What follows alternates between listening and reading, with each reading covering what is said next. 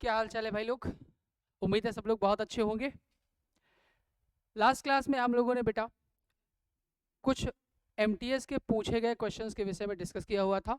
उसी की आगे हम लोग आज डिस्कस करने वाले हैं। आज जितने भी क्वेश्चंस आपको मिलेंगे बेटा, ये हो सकता है आपके 2023 के ना हो, लेकिन जितने भी आपके क्वेश्चन आज लिखे हुए हैं, लगभग 30 क्वेश्चंस आज हम लोग क्लास में करने वाले हैं, वो रिलेवेंट सारे हैं। ठीक है, ये मैंने अपने हिसाब से बिल्कुल अरेंज किया हुआ है, एक एक टॉपिक से बेहतरीन तरीके से। इसमें से सारे क्वेश्चन कोई सीजल में पूछा गया है, कोई एमटीएस में पूछा गया है, कोई स्टेनोग्राफर में पूछा गया है, कोई सीपीओ में पूछा गया है, कोई सीएचएसएल में पूछा गया है। तो इंपॉर्टेंट बेटा सारे होने वाले हैं। और इससे ही महत्वपूर्ण बात ये होने वाली कि जितने कॉन्सेप्ट बेटा इसमें आप क्लियर करेंगे, 30 हम लोग लगभग आपके क्वेश्चंस करने वाले हैं, और 30 क्वेश्चंस में हम लोग लगभग 30 से 35 कॉन्सेप्ट्स क्लियर करने वाले हैं। ये महत्वपूर्ण बात है। ठीक है भाई, तो पूरे सेशन को बहुत कायदे में देखिएगा और शेयर कर लीजिए। आप लोग देख ही रहे हैं, तो बाकी लोग जिन लोगों के पास नहीं पहुंचा है वीडियो, तो वो लोग भी ये प्रॉपर वीडियो आप देखें। ठीक है भाई, स्टार्ट करते हैं हम लोग। सबसे पहले अगर वर्ड की मैं बात करूं, या पहले हम लोग क्वेश्चन की बात करते हैं बेटा, तो आपकी स्क्रीन पे दिख रहा होगा। आपको आंसर करना है, जल्दी से आंसर बताइए कि पहले वाले में आपकी एरर क्या होगी। बताइए बेटा। तो देखो पहला क्वेश्चन लिखा है बेटा, the teacher called Ravi and asked him to describe about the incident. अगर मैं इस सेंटेंस में एरर की बात करूं, तो आपको दिख रहा होगा बेटा, द टीचर के साथ आस्क्ड कॉल्ड लिखा है, सॉरी आस्क्ड नहीं है, कॉल्ड है बेटा। एंड आस्क्ड ये भी पास्ट में, ये भी पास्ट में, टेंस में कोई गलती नहीं दिख रही है। आस्क के बाद ये कॉन्सेप्ट होता है, याद रखिएगा बेटा। आस्क के तुरंत बाद छोटी छोटी बातें मैं बीच में बताता चलूंगा, और आपको लिखना जरूर है भाई, ये करके जाइएगा, मजा आ जाएगा भाई आपको। आस्क के बाद कोई अगर यहाँ पे प्रोनाउन आ जाता है, और यहाँ पे प्रोनाउन के तुरंत बाद अगर वर्ब आए, तो याद रखना टू प्लस मेन वर्ब की फर्स्ट फॉर्म का यूज किया। तो यहाँ देखिए, आस्क्ड लिखा है, हिम लिखा है, उसके बाद आपका टू डिस्क्राइब लिखा हुआ है। कई बार क्या करता है, आस्क हिम डिस्क्राइब लिख देगा, तो आपको पता चल जाएगा कि यहाँ पे गलती क्या है, टू डिस्क्राइब होना चाहिए। आस्क हो, उसके तुरंत बाद प्रोनाउन हो, और प्रोनाउन के तुरंत बाद अगर वर्ब आए, तो याद रखना वर्ब के पहले हमेशा क्या लगाएंगे, टू लगाएंगे, और वर्ब की कौन सी फॉर्म होगी, आपकी फर्स्ट फॉर्म होगी। यहाँ पे गलती क्या है, डिस्क्राइब के बाद अगर आप देखोगे तो अबाउट लिखा हुआ है। प्रपोजिशन में एक रूल होता है बेटा, कि कुछ ऐसी वर्ब्स होती हैं जो अपने साथ कभी भी प्रपोजिशन नहीं लेती, अगर आपका सेंटेंस बेटा एक्टिव वॉइस होता है। कौन कौन सी वर्ब होती हैं? वर्ब तो वैसे बहुत सारी होती हैं, लेकिन मैं कुछ जो बहुत इंपॉर्टेंट है वो आपके सामने लिख रहा हूँ, आप नोट्स बना लीजिए बेटा। कौन कौन सी वर्ब होती हैं? जैसे कि बेटा एक आपकी ऑर्डर होती है, ऑर्डर के बाद आपका डिमांड आ जाएगा, डिमांड के बाद आपका एंटर आ जाएगा, इन्वेस्टिगेट आ जाएगा, इन्वेस्टिगेट के बाद बेटा आपका रिजेंबल आ जाएगा, रिजेंबल के बाद बेटा आपका आ जाएगा अवेट,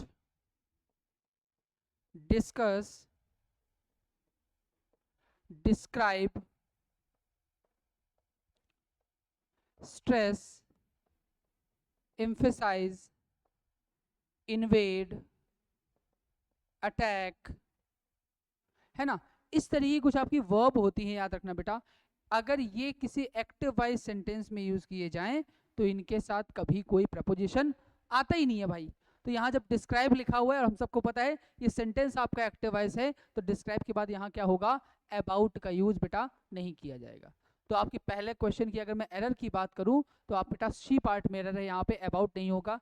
अगर आप पूछा जाए आपसे अबाउट की प्लेस पे आप क्या लिखोगे, तो याद रखना इसके बाद कोई प्रपोजिशन नहीं आता, ना अबाउट आएगा और ना ही बेटा कोई दूसरा आपका प्रपोजिशन आने वाला है। ठीक है, तो ये आप वर्ब भी नोट कर लीजिएगा, ये भी आपकी बहुत इंपॉर्टेंट होने वाली है। चलिए क्वेश्चन नंबर दूसरे की ओर हम लोग बढ़ते हैं बेटा। लिखा हुआ है, they shouted on the top of their voice, they shouted on the top of their voice. Shout के साथ बेटा जो प्रपोजिशन आता है वो ऑन नहीं आता, हमेशा क्या आता है बेटा, एट आता है। क्या आता है आपका, एट आता है। तो यहाँ पे बेटा आपका बी में दिक्कत है, याद रखिए। पाउंस के साथ, स्नैप के साथ, शाउट के साथ, शॉक के साथ, एस्टोनिश के साथ, एस्टोनिश, अमेज, ठीक है, वंडर, इसके बाद आपका लाफ, मॉक, स्नीयर, जियर, इसके बाद बेटा आपका आ जाएगा डिराइड, स्कॉफ, एम्यूज, ये जितने भी बेटा स्माइल, इन सभी के साथ जो आपका प्रपोजिशन आता है वो क्या आता है बेटा आपका एट आता है। मोटी मोटी बात अगर समझे तो इस तरीके से भी कर सकते हैं कि जितने भी हंसने और मुस्कुराने वाले होते हैं, मजाक बनाने वाले होते हैं, इन सभी वर्ब के साथ बेटा एट आता है। इसके बाद जितने भी आश्चर्यचकित करने वाले होते हैं, शॉक हो गया, एस्टोनिश हो गया, अमेज हो गया, इन सभी के साथ भी क्या आता है बेटा आपका एट आता है। इनमें से कुछ ऐसे हैं जैसे कि कुछ अलग भी लेते हैं, स्माइल के साथ एट भी आता है, स्माइल के साथ ऑन भी आता है, तो मीनिंग चेंज होता है। स्माइल के साथ एट आता है जब किसी के मॉक करने की बात हो, स्माइल ऑन आता है जब फेवर करने की बात हो। सेम बात आपका बेटा लाफ में है, लाफ के साथ एट आता है जब किसी को आप मॉकरी कर रहे हो, किसी का मजाक बना रहे हो, और लाफ के साथ विद कब आएगा बेटा जब वहां पे किसकी बात हो, साथ में एंजॉय करने की बात हो। यही बात एम्यूज में भी आती है। एम्यूज एट कब आता है बेटा जब किसी की आप मॉक कर रहे हो, किसी की मॉकरी कर रहे हो, किसी का मजाक बना रहे हो, और एम्यूज विद आता है जब साथ में आप एंजॉय करने की बात करते हैं। ठीक है भाई, तो इन सब के साथ एट आता है, साउट के साथ भी एट आता है, तो याद रखना यहाँ पे आपका सेकेंड ऑप्शन इनकरेक्ट हो जाएगा, ऑन के प्लेस पे क्या होगा बेटा आपका एट होगा। अब हम बात करते हैं क्वेश्चन नंबर 3 की। लिखा हुआ है you should not violate against. इस लिस्ट की अगर मैं बात करूं तो मैंने क्या बोला कि यहाँ पे सारे वर्ड नहीं लिखे हैं, वॉयलेट भी बेटा इसी में आएगा। वॉयलेट का मतलब ये क्या होता है आपका उल्लंघन करना होता है।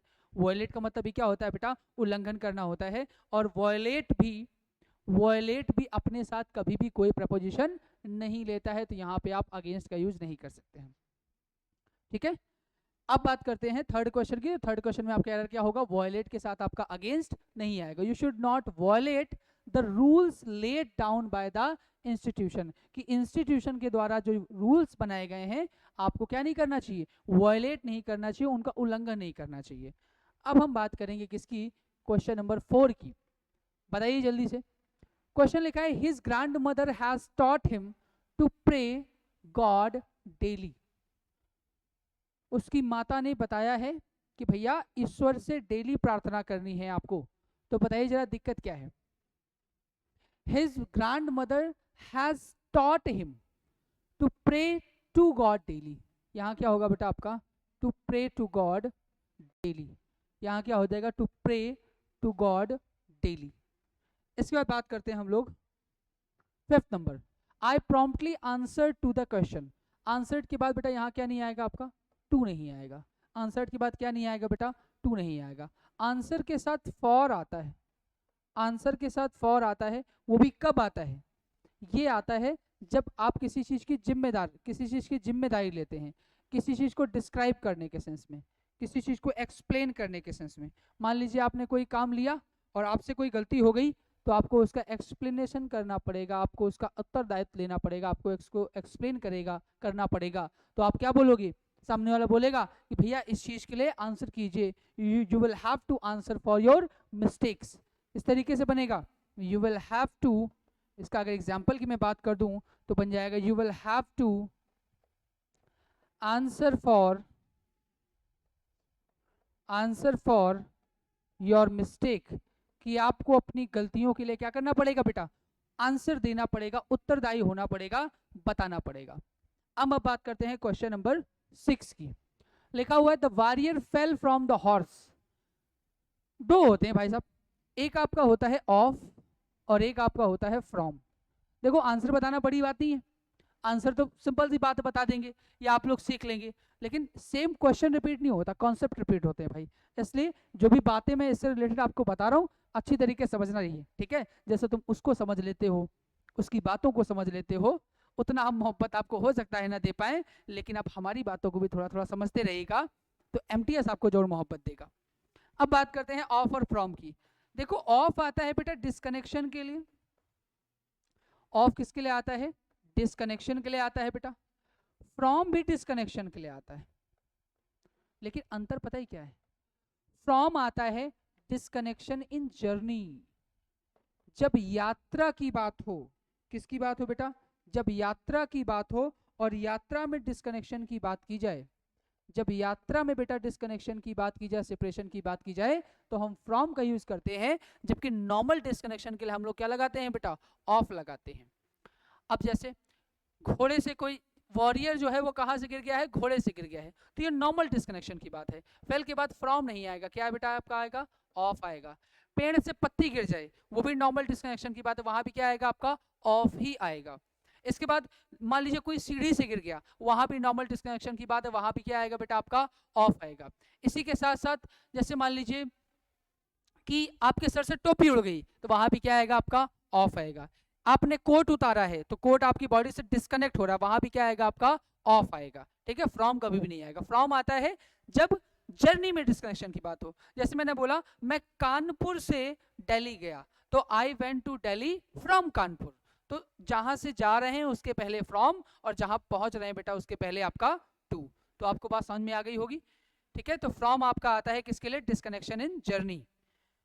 हालांकि याद रखिएगा डिपार्चर हो गया,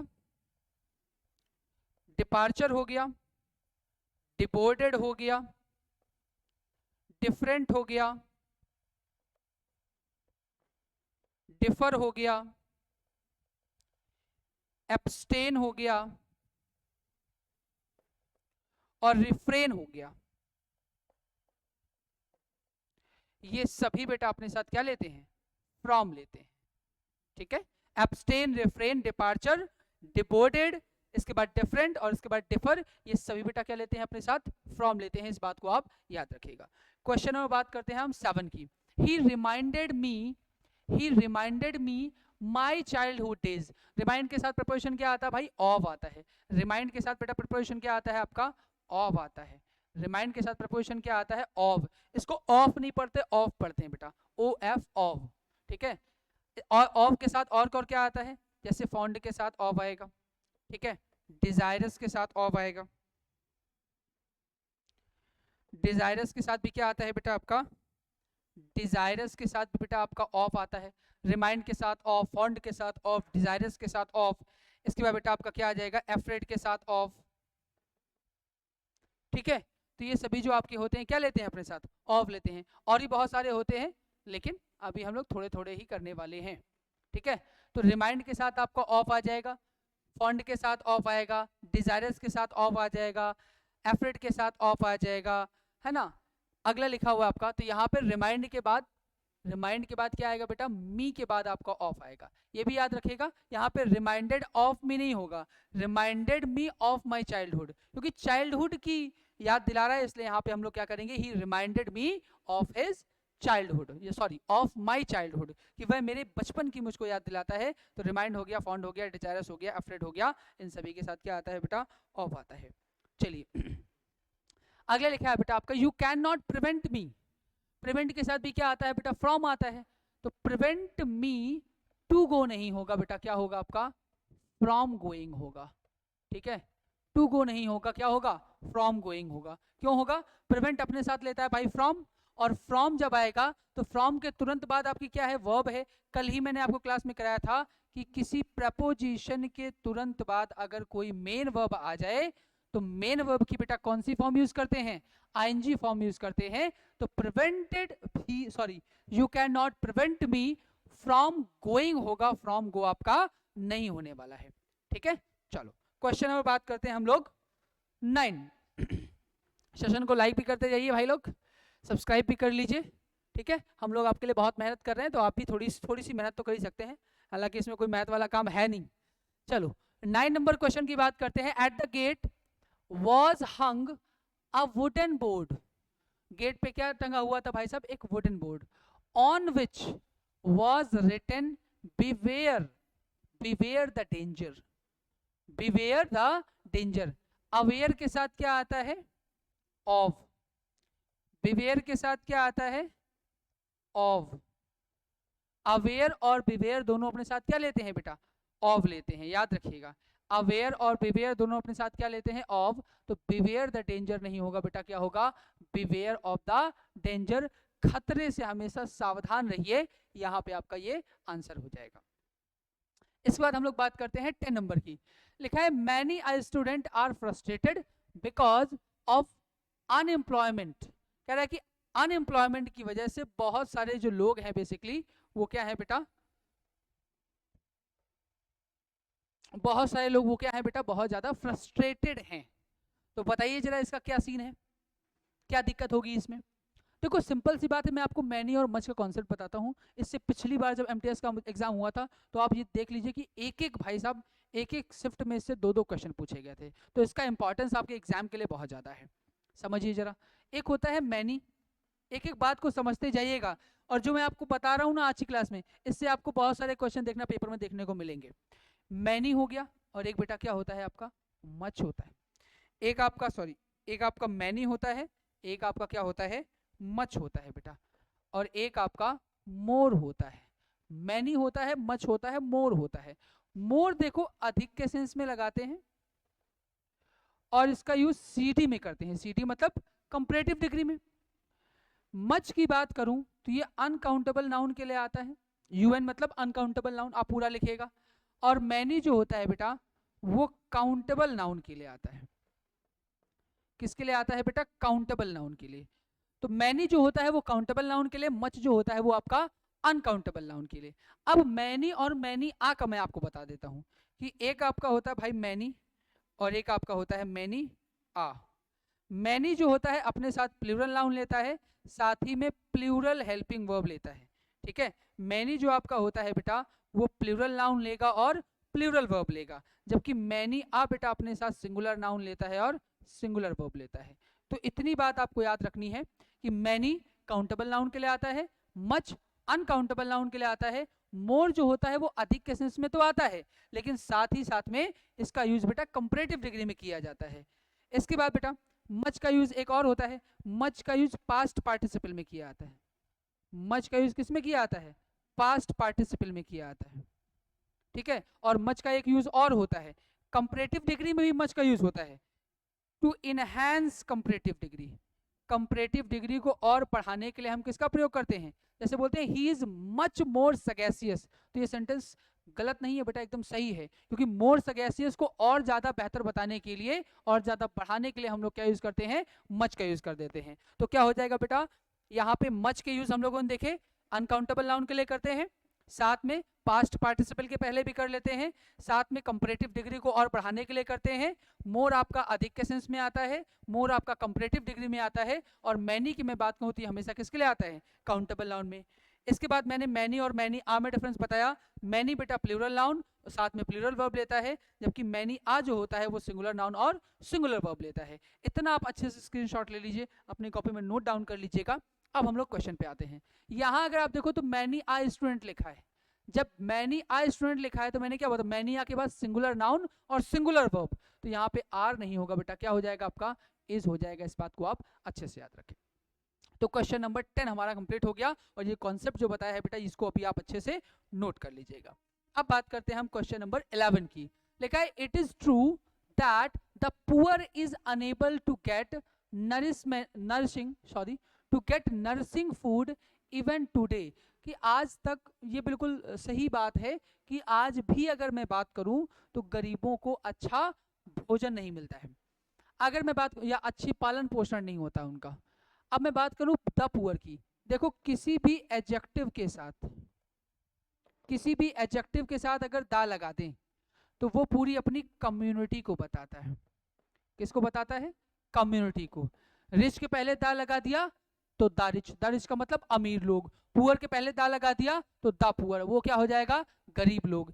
इसी तरीके से जब भी पुअर के पहले दा लग गया तो इसका मतलब गरीब लोगों की बात कर रहा है।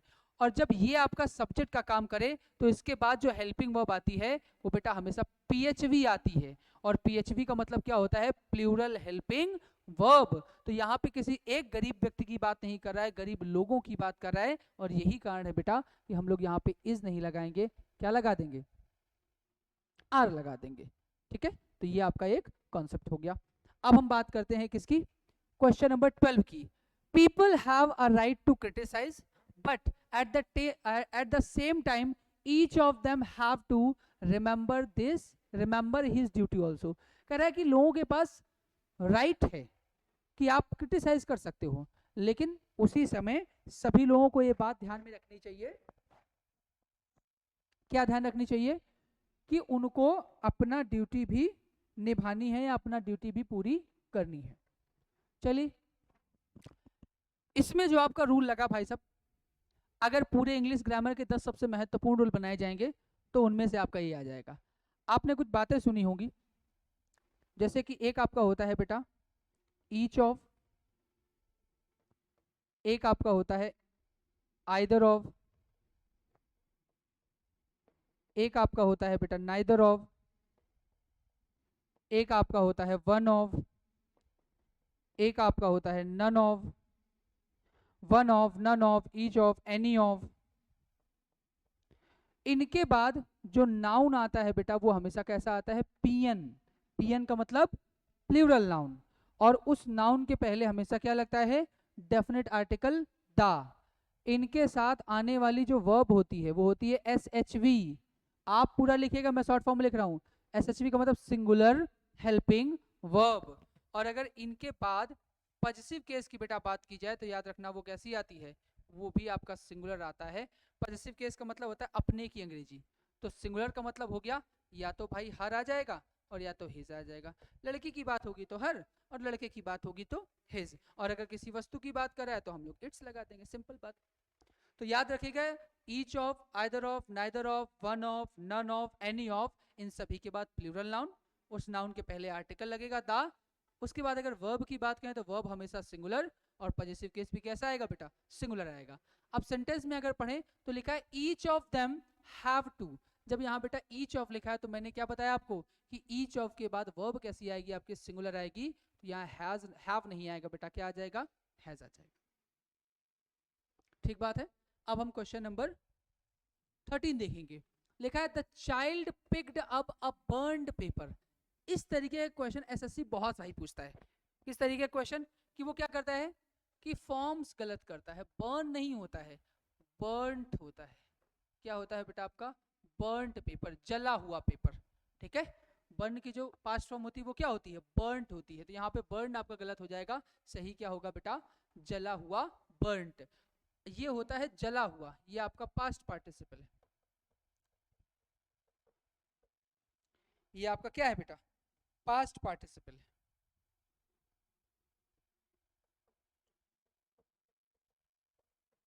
और इसी में अगर होता बर्निंग तो ये प्रेजेंट पार्टिसिपल है।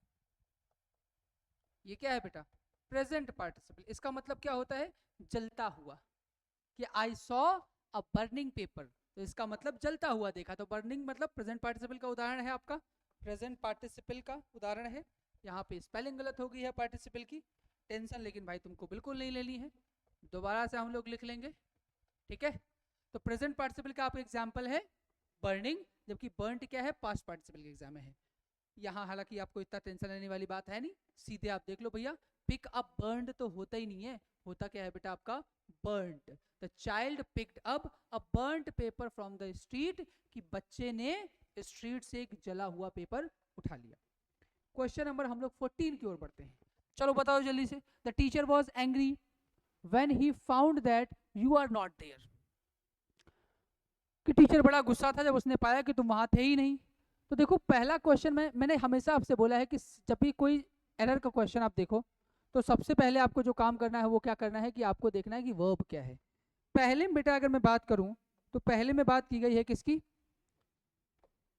पहले में आपकी बात की गई है कि सेंटेंस आपका पास्ट में है। दूसरे में देखो लिखा है ही फाउंड, ये भी किस में है, पास्ट में। लेकिन तीसरे में लिख दिया यू आर।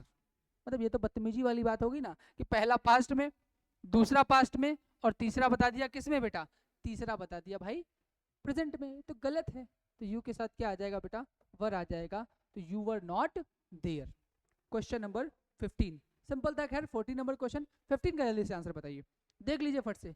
जैसे पहली नजर में तुमने उनको देखा था, इसको बेटा देख लो तुम जल्दी से। I would like you to complete this assignment before you will have leave for Bombay. कि मैं चाहता हूं, मैं चाहूंगा कि तुम इस असाइनमेंट को देख लो, कहां जाने से पहले, बॉम्बे जाने से पहले। बताइए जरा, अब देखो यहाँ वुड लिखा है, मतलब पास्ट की बात। किसकी बात है बेटा? पास्ट की बात है। यहाँ बिफोर लिखा है। कंजंक्शन वाला पार्ट मैंने कल आपको टेंस के कुछ रूल्स कराए थे कंडीशनल वाले, कि अगर ये वुड में जाएगा तो ये पास्ट के इंडेफिनिट में जाएगा, यहाँ विल कभी नहीं आ सकता। ठीक है, कंजंक्शन वाला पार्ट या तो प्रेजेंट इंडेफिनिट में होता है या तो पास्ट इंडेफिनिट में होता। अगर ये प्रेजेंट इंडेफिनिट में होता तो ये विल में जाता, अगर ये पास्ट इंडेफिनिट में होगा तो वो वुड में जाएगा। जब ये वुड में है बेटा तो ये किस में जाएगा? पास्ट इंडेफिनिट में जाएगा। तो यहाँ क्या होगा? Before you left. तो सेंटेंस बनेगा I would like to complete this assignment before you left for Bombay, कि तुम्हारे बॉम्बे जाने से पहले मैं क्या करना चाहूंगा? मैं इस असाइनमेंट को कंप्लीट करना चाहूंगा। चलो भाई, अब क्वेश्चन नंबर 16 आपका आ गया है। सिंपल है, अभी बताया है, बहुत प्यारा क्वेश्चन है। अगर आपने ये वाली बात पढ़ी है, अभी मैंने आपको एक कॉन्सेप्ट कराया, आपको याद होगा, यहाँ पे यहाँ पे आप देखो मैंने क्या बोला कि वन ऑफ जो होता है, अगर आप ध्यान दोगे तो आपको दिखेगा कि जो वन ऑफ यहाँ पे लिखा है, तो वन ऑफ के साथ बेटा नाउन कैसा है? प्लूरल नाउन है। तो बस सेम बात यहाँ भी आपको यूज करनी है, सेम बात आपको इस क्वेश्चन में बेटा यूज कर लेनी है। कैसे यूज करोगे? वन ऑफ लिखा हुआ है तो वन ऑफ के बाद नाउन कैसा होना चाहिए बेटा? प्लूरल होना चाहिए, इतना तो आपको ही पता है। जब प्लूरल होना चाहिए तो मोस्ट लिखा है, वाइडली लिखा है, स्प्रेड लिखा है, बैड लिखा है, हैबिट लिखा है। हैबिट आपका नाउन है तो ये हैबिट कैसा होना चाहिए बेटा? प्लूरल होना चाहिए। तो करेक्ट सेंटेंस आपका क्या हो जाएगा? One of the most widely spread bad habits. अब देखो वर्ब सिंगुलर है, वहां कोई दिक्कत वाली बात ही नहीं है, लेकिन वन ऑफ के बाद नाउन कैसा होगा आपका? प्लूरल होगा। चलिए क्वेश्चन नंबर 17 की ओर हम लोग बढ़ते हैं। लिखा है रिसेंटली आई विजिटेड कश्मीर। हाल ही में मैंने कहाँ की यात्रा की? कश्मीर की यात्रा की। और मैंने पाया, क्या पाया? कि जो सीनरीज हैं वो बिल्कुल मार्वलस, मार्वलस समझते हो, एकदम स्टुपेंडस, लाजवाब भाई साहब, जबरदस्त जब होता है तो वहां पे हम लोग मार्वलस यूज करते हैं। यहाँ पे सीनरीज वर्ड गलत लिखा गया है, क्यों? क्योंकि सीनरी बेटा अनकाउंटेबल होता है और अनकाउंटेबल नाउन अपने साथ कभी एस नहीं लेता। अनकाउंटेबल नाउन अपने साथ कभी एस नहीं लेता। अनकाउंटेबल नाउन की लिस्ट आप बहुत अच्छी तरीके से कीजिएगा। अगर आपको नहीं पता तो मैं आपको लिखा दे रहा हूँ भाई। एक वर्ड होता है, एक वर्क होता है, होते बहुत सारे हैं लेकिन ज़्यादा इंपॉर्टेंट है वो लिखा दे रहा हूँ बेटा। एक आपका वेकेशन होता है, एक आपका लगेज होता है ना बेटा? लगेज की बात अगर मैं बात करूँ, वर्ड हो गया, वर्क हो गया, वेकेशन हो गया, लगेज हो गया, और लगेज के बाद आपका हो जाएगा फर्नीचर। फर्नीचर के बाद बेटा paper, soap, sugar, evidence, evidence के बाद आपका इंफॉर्मेशन, इसके बाद बेटा अल्फाबेट, इसके बाद क्या है बेटा आपका? अल्फाबेट है।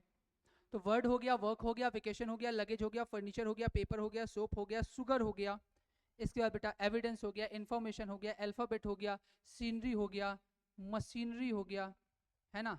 सीनरी हो गया, मशीनरी हो गया, इसके बाद आपका मिशीफ हो जाता है बेटा, है ना? ब्रिक हो गया, स्टोन हो गया। ये सभी क्या है बेटा? अनकाउंटेबल नाउन की एग्जाम्पल्स हैं। और अनकाउंटेबल नाउन कभी अपने साथ एस नहीं लेता है, इस बात को आप याद रखिएगा। तो ये भी आप नोट कर लीजिए, साथ में ये भी आपकी गलती हो गई। क्वेश्चन नंबर 18 देखते हैं हम लोग। ऑल द फर्नीचर, सिंपल सी बात है, फर्नीचर क्या होता है बेटा? अनकाउंटेबल। अभी देखो मैंने लिखा है यहाँ पे, ये देखिए, जब फर्नीचर बेटा आपका अनकाउंटेबल होता है तो आपको याद रखना है कि फर्नीचर के साथ हम लोग एस नहीं लगाएंगे, तो ऑल द फर्नीचर्स नहीं होगा, ऑल द फर्नीचर हो जाएगा। अब बात करते हैं हम लोग क्वेश्चन नंबर 19 की। लिखा है the crowd of angry mob. आपने सुपरफ्लुअस की कंडीशन सुनी होगी। सुपरफ्लुअस का क्या मतलब होता है? सुपरफ्लुअस का मतलब होता है जब एक ही मीनिंग के लिए हम एक से अधिक शब्दों का प्रयोग कर देते हैं। एक रूल होता है कि अगर एंग्री स्टूडेंट होता है, एंग्री स्टूडेंट, तो एंग्री स्टूडेंट के लिए जब भी कोई क्राउड है और वो एंग्री हो जाए तो वहां पे हम एंग्री वर्ड यूज नहीं करते, क्या यूज करते हैं? मॉब यूज करते हैं। क्या यूज करते हैं? मॉब यूज करते हैं। तो जब स्टूडेंट बेटा एंग्री है तो उनके लिए मॉब यूज किया जाए क्राउड के स्थान पे, ये तो हो गई यहाँ पे गलती। लेकिन अगर बेटा कहीं भी अगर इस तरीके से लिखा हो एंग्री मॉब, अगर कहीं से क्या लिखा हो बेटा? एंग्री मॉब लिखा है तो बेटा ये इनकरेक्ट है, ये आपका इनकरेक्ट है। सिर्फ मॉब का यूज किया जाता है, याद रखिएगा। मॉब ऑफ एंग्री स्टूडेंट्स आपका ठीक है, लेकिन अगर कहीं एंग्री मॉब लिखा हो तो वो गलत है, क्योंकि मॉब का ऑलरेडी मतलब होता है एंग्री, तो आप एंग्री मॉब कभी भी, मतलब मॉब के पहले आप एंग्री कभी भी नहीं लिख सकते हैं। इसी के साथ साथ जैसे कजिन कभी भी मिल जाए बेटा, तो कजिन के साथ क्या नहीं लगा सकते, no use of, no use of brother और सिस्टर। अगर आपको कभी भी बेटा कजिन मिल जाए तो कजिन के साथ ब्रदर सिस्टर का यूज नहीं करते हैं। इसी तरीके से कभी भी बेटा आपको अगर आप सरप्राइज मिल जाए तो सरप्राइज के साथ बेटा अनएक्सपेक्टेड नहीं लगाते, क्योंकि बाबू सरप्राइज तो अनएक्सपेक्टेड ही होता है ना, तो आप उसके साथ अनएक्सपेक्टेड क्यों लगा रहे हो। इसके बाद कभी भी बेटा आपको रिटर्न मिल जाए अगर, तो रिटर्न के साथ कभी बैक मत लगाना, रिटर्न का मतलब ही होता है वापस लौटना, बैक लगाने कोई मतलब है क्या। कभी भी आपको एक्सीड मिल जाए तो एक्सीड के साथ कभी बेटा मोर देन मत लगाना, एक्सीड के साथ क्या मत लगाना, मोर देन मत लगाना। कभी भी अगर आपको ब्लंडर मिल जाए तो ब्लंडर के साथ कभी बिग मत लगाना, क्योंकि ब्लंडर का मतलब ही होता है बहुत बड़ी भूल, तो बिग लगाने कोई मतलब नहीं होता है। क्लास के साथ रेगुलर नहीं लगाया जाता, हालांकि लोग बहुत सारी गलती करते हैं ये, तो आप मोटे मोटे देख लीजिए, कजिन के साथ ब्रदर सिस्टर नहीं लगाते, सरप्राइज के साथ अनएक्सपेक्टेड नहीं लगाते, रिटर्न के साथ बैक नहीं लगाते, एक्सीड के साथ मोर देन नहीं लगाते, ब्लंडर के साथ बेटा क्या नहीं लगाते, बिग नहीं लगाते हैं, और साथ में मॉब वर्ड के साथ कभी भी एंग्री का प्रयोग हम लोग नहीं करते हैं। तो 19 का आपका आंसर हो जाएगा कि क्राउड जो एंग्री स्टूडेंट्स की है, तो एंग्री स्टूडेंट्स के लिए क्राउड वर्ड का यूज नहीं करते हैं, मॉब का यूज करते हैं। हालांकि कहीं भी अगर एंग्री मॉब लिखा हो तो वो क्या हो जाएगा आपका, इनकरेक्ट हो जाएगा। चलिए नेक्स्ट क्वेश्चन लिखा है बेटा, दे लेफ्ट देयर लगेज, अभी बताया लगेज कैसा है बेटा, अनकाउंटेबल नाउन, और जब अनकाउंटेबल नाउन है आपका तो एस का प्रयोग इसके साथ नहीं किया जाएगा, हम लोग लगेजेस का प्रयोग नहीं करेंगे, हम लोग किसका प्रयोग करेंगे बेटा, लगेज का प्रयोग करेंगे। सेम क्वेश्चन था, इजी था। चलिए बताइए 21 क्वेश्चन, बड़ा प्यारा क्वेश्चन, 21 क्वेश्चन का आप आंसर बता दीजिए फट से। लिखा है the bus could not ascend the steep hill, कह रहा है बस जो है वो खड़ी चढ़ाई नहीं चढ़ सकी, क्योंकि because it was in wrong gears, क्योंकि ये गलत गियर्स में थी, ऐसी बात है। अब देखो गियर का जो प्रोसीजर होता है, पहली बात तो गियर होता है भाई, गियर नहीं होता है, बहुत सारे लोग कहते हैं कि टॉप गियर डाल दो, तो गियर नहीं होता, गियर होता है। दूसरी बात, गियर जब भी गियर का ट्रांसमिशन करते हैं तो आपको पता है 1 बाय 1 होता है, पहले 1 फिर क्लच दबाएंगे फिर 1 फिर क्लच दबाएंगे फिर 1, तो इस तरीके से, तो जब 1 बाय 1 की ही चीज का ट्रांजेक्शन होता है तो कभी भी गियर्स नहीं होता, क्या होता है, गियर होता है। इसी तरीके से एक वर्ड होता है आई सर्जरी, क्या होता है, आई सर्जरी, तो कई बार एग्जामिनर क्या करता है, आई सर्जरी लिख देता है, आईज सर्जरी, गलत। जब भी अगर आंखों की सर्जरी होगी तो दोनों एक साथ तो होगी नहीं भाई, पहले इसकी फिर इसकी 1 बाय 1 होगी, तो कभी भी आईज सर्जरी नहीं होता है, क्या होता है, हमेशा आई सर्जरी होता है, ये बात भी आप याद रखना। क्वेश्चन नंबर हम लोग करेंगे कौन सा, अब क्वेश्चन नंबर करेंगे बेटा 22। लिखा है the Indian force drove away the Chinese, Indian force ने चाइनीज को बेसिकली क्या कर दिया भाई साहब, भगा दिया। अब भगा दिया है तो क्या, इंडियन फोर्स, इंडियन फोर्स कोई एक व्यक्ति की बात नहीं है, इंडियन फोर्स नहीं होता, बहुत सारे लोग होते हैं, तो क्या होगा बेटा, इंडियन फोर्सेस होगा। सही आंसर क्या होगा आपका, इंडियन फोर्सेस, इंडियन फोर्स आपका करेक्ट नहीं है, क्या होगा, इंडियन फोर्सेस होगा। 23 बताइए, the road to famous monument passes through a forest, जल्दी से बता दीजिए, the road to famous sorry, the road to famous monument passes through a forest.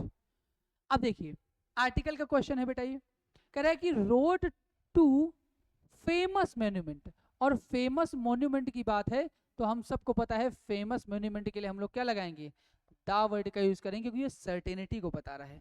जब भी सर्टेनिटी को कोई भी नाउन बताए तो हमेशा उसके पहले क्या लगाते हैं बेटा, द लगाते हैं, और जब भी अनसर्टेनिटी की बात करें, कोई एक की बात करे, रैंडम की बात करे, तो हम उसके साथ क्या लगा देते हैं, हम उसके साथ लगाते हैं बेटा आया एन। तो यहाँ क्या हो जाएगा, the road to the famous monument passes through a forest. चलिए क्वेश्चन नंबर आपका आ गया 24, जल्दी से बता दीजिए इसका आंसर। सॉरी बताइए, लिखा है now that she is living in her own flat, क्योंकि अब वो अपने खुद के फ्लैट में रह रही है। सी क्लीन्स द विंडोज, वो क्या करती है, खिड़कियां भी साफ करती है। ट्वाइस अ वीक, हफ्ते में 2 बार। कभी भी अगर टू अ वीक लिखा हो गलत, ट्वाइस अ वीक होगा। एमटीएस में पिछली बार इससे क्वेश्चन भी आया था। इन द समर, कोई भी सीजन का नाम हो लिख लीजिए, किसी भी ऋतु का नाम हो, किसी भी सीजन का नाम हो, किसी भी दिन का नाम हो, किसी भी महीने का नाम हो, किसी भी भाषा का नाम हो, लैंग्वेज, किसी भी बेटा भाषा का नाम हो, ठीक है, किसी भी स्टेट का नाम हो, किसी भी कंट्री का नाम हो, इनके साथ कभी भी दा नहीं लगाते भाई, नो यूज ऑफ द। किसी भी महीने, किसी भी मील का नाम हो, भोजन का, चाहे वो ब्रेकफास्ट हो, चाहे वो लंच हो, चाहे वो आपका डिनर हो, ना ही सीजन के नाम के साथ, ना ही दिनों के नाम के साथ, ना ही महीनों के नाम के साथ, ना ही किसी भाषा के नाम के साथ, ना ही स्टेट, ना ही कंट्री, और ना ही किसी खाने के नाम के साथ हम लोग दा लगाते हैं। तो यहाँ बेटा समर से क्या हट जाएगा, दा हट जाएगा। And once in a week in the winter, और विंटर से भी आपका दा हट जाएगा। अब आप बोलोगे भैया यहाँ से दोनों हट सकते हैं, क्योंकि आप देखो दोनों ही सी पार्ट में हैं, ठीक है। यहां तक आपका ये ए पार्ट हो गया, she cleans the windows B part हो गया, और twice a week in the summer and once a week in the winter, ये पूरा बेटा सी पार्ट है। तो पार्ट तो बेसिकली एक ही गलत होगा, गलतियां 2 हैं तो क्या हुआ, ठीक है।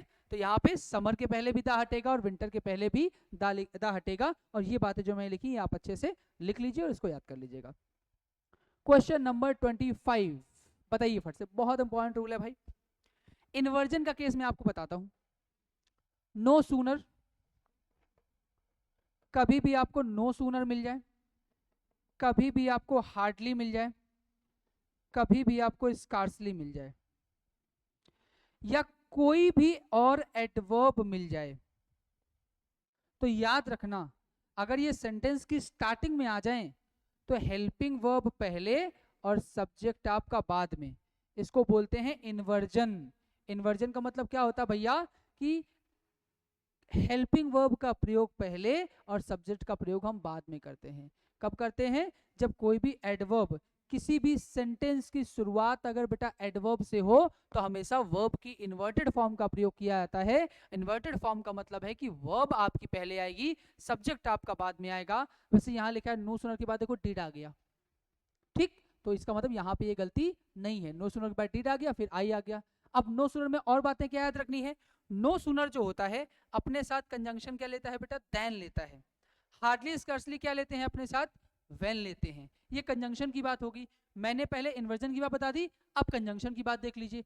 No sooner did I open the door when, गलत हो गया। मैंने क्या बताया, नो सूनर अपने साथ देन लेता है, THAN, ये भी याद रखना। कई बार क्या करता है एग्जाम में THEN दे देता है, तो आपको THAN से याद रखना, no sooner did I open the door then, तो नो सूनर के बाद देन। जब भी नो सूनर से क्वेश्चन आता है तो 2 ही बातें याद रखना, एक तो इन्वर्जन चेक कर लेना पहले और दूसरा देन चेक कर लेना। इन्हीं 2 में से भाई साहब मिल जाएगा और आप क्रांतिकारी बन जाएंगे। शिवर लिखा हुआ है नीचे, शिवर का मतलब होता है बेटा कांपना। शिवर का मतलब क्या होता है आपका, कांपना।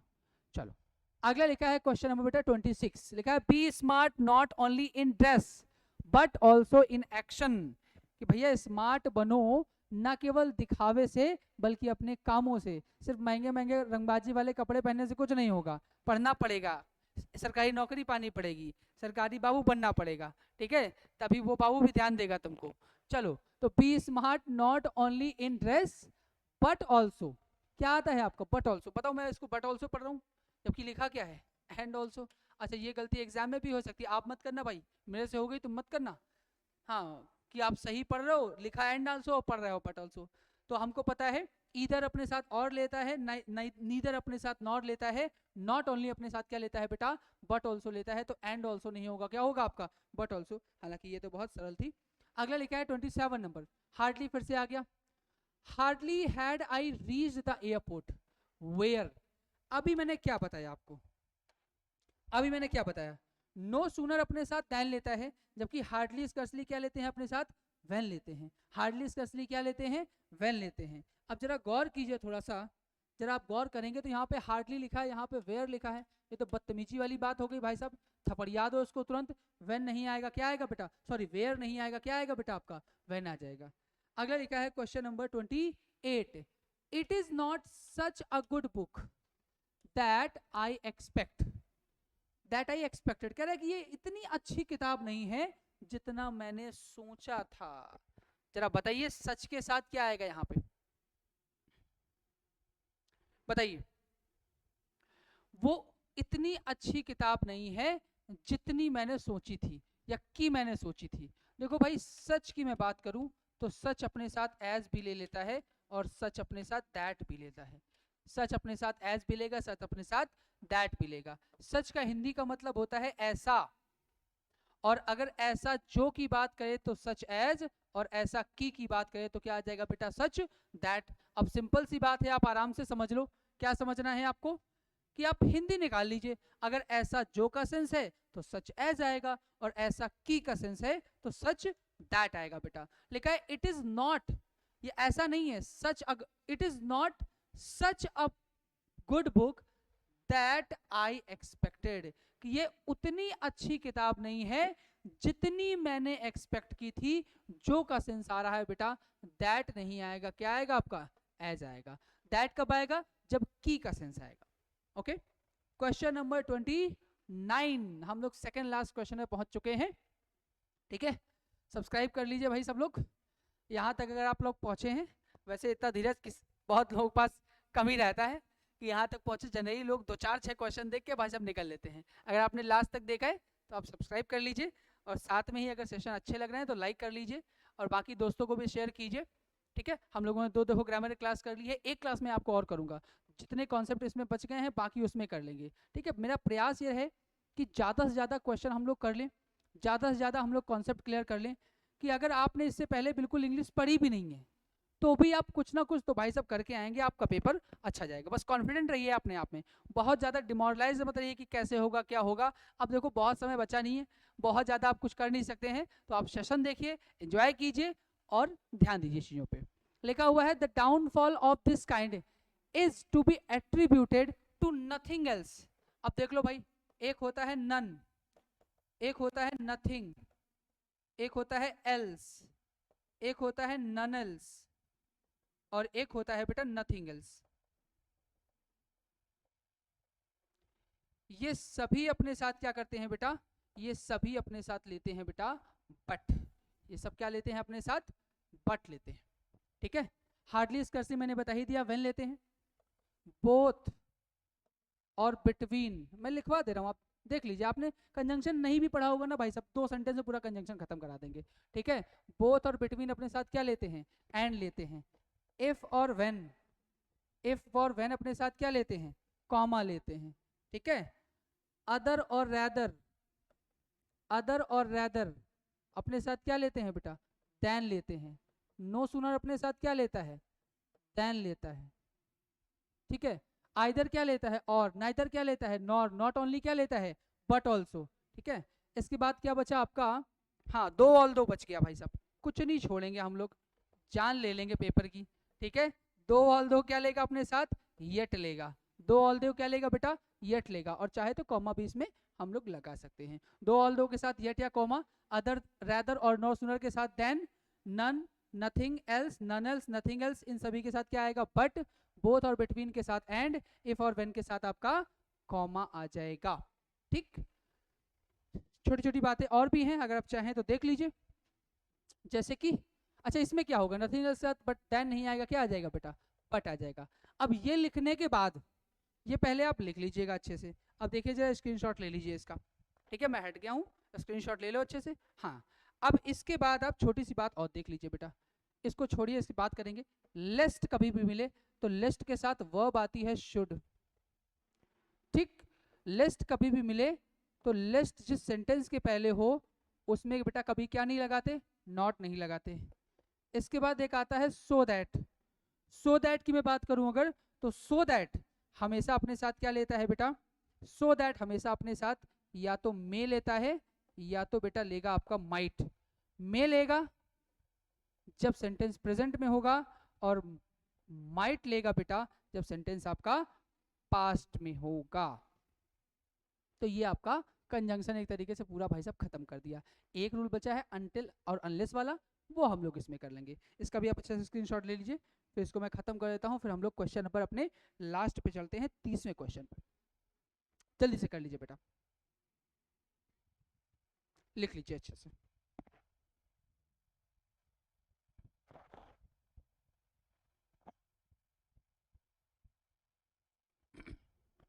चलिए, तो हम आते हैं अपने लास्ट क्वेश्चन पे, जो कि है क्वेश्चन नंबर 30। क्या लिखा हुआ है जरा पढ़ के देखिए फट से, आंसर बताइए एरर क्या होगी इसमें। 30 नंबर में लिखा हुआ है बेटा आपका अनलेस ही डज नॉट। एक कॉन्सेप्ट है ये, देख लीजिए। कंजंक्शन आपका खत्म हो गया है पूरा, हम लोगों ने 3 क्वेश्चन में पूरा कंजंक्शन कर लिया है। एक होता है आपका अनलेस और एक आपका होता है बेटा अनटिल। हालांकि अनटिल में सिंगल एल होता है, डबल एल नहीं होता, ठीक है। तो एक आपका अनलेस, दूसरा आपका अनटिल। इन दोनों की हिंदी होती है जब तक कि नहीं, जब तक कि नहीं। दोनों में डिफरेंस क्या होता है, अनलेस लगाते हैं बेटा कंडीशन के लिए, और अनटिल किसके लिए लगाते हैं मेरे लाल, टाइम के लिए लगाते हैं। जब समय की बात करेगा तो अनटिल, जैसे बोलते हैं wait here until the train comes, कि जब इंतजार करो जब तक ये ट्रेन आ नहीं जाती। और अनलेस लगाते हैं जब कंडीशन की बात करें कि work hard unless you succeed, कि मेहनत करिए जब तक आप सफल नहीं हो जाते। अब यहाँ दिक्कत क्या है, ये तो हो गई इन दोनों की बात, ये कंडीशन के लिए, ये टाइम के लिए। अब अनलेस और अनटिल के साथ कुछ चीजें कभी यूज ही नहीं की जाती। कौन कौन सी, no use of, not, will और शैल। ये बात याद रखना बेटा, क्योंकि अनलेस के मीनिंग में ऑलरेडी नॉट होता है, जब तक कि नहीं, तो इसके साथ हमें नॉट लगाने कोई रिक्वायरमेंट नहीं है। कभी भी एक सेंटेंस में डबल नेगेटिव वर्ड यूज नहीं किए जाते। जैसे नेवर के साथ कभी नॉट नहीं आता, नाइदर के साथ कभी नॉट नहीं आता, ठीक है। हार्डली स्कर्सली के साथ कभी नॉट नहीं आता, सेल्डम के साथ नॉट नहीं आता। उसी तरीके से अनलेस और अनटिल भी बेटा नेगेटिव होते हैं, और इनके साथ भी कभी दूसरा नेगेटिव वर्ड नहीं आएगा। गलती क्या है, अनलेस जब लिखा है बेटा तो डज नॉट रिटर्न नहीं होगा, क्या होगा बेटा, रिटर्न्स होगा। क्या होगा बेटा, रिटर्न्स आपका बन जाएगा। तो ये आपका लास्ट क्वेश्चन था। हम लोगों ने आज 30 क्वेश्चन किए हैं। देखने में सुनने में नंबर बहुत छोटा है, लेकिन जितने रूल्स हम लोगों ने किए हैं, पूरा कंजंक्शन हम लोगों ने खत्म कर लिया, अनकाउंटेबल नाउन हम लोगों ने खत्म कर लिया, ऑफ कहाँ लगाते हैं देखा हम लोगों ने, एट कहाँ लगाते हैं हम लोगों ने देखा, कौन कौन सी ऐसी वर्ब होती है जहाँ प्रपोजिशन नहीं आता वो भी हम लोगों ने देखा।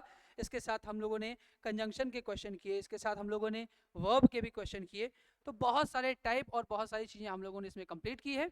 सेशन को अच्छे से देखिएगा, एक बार नहीं भाई साहब, एग्जाम से पहले आप 2 बार देख के जाइएगा, और इस वाले सेशन से आपके एक ना एक क्वेश्चन पक्का पूछा जाएगा, इसका मेरा वायदा है।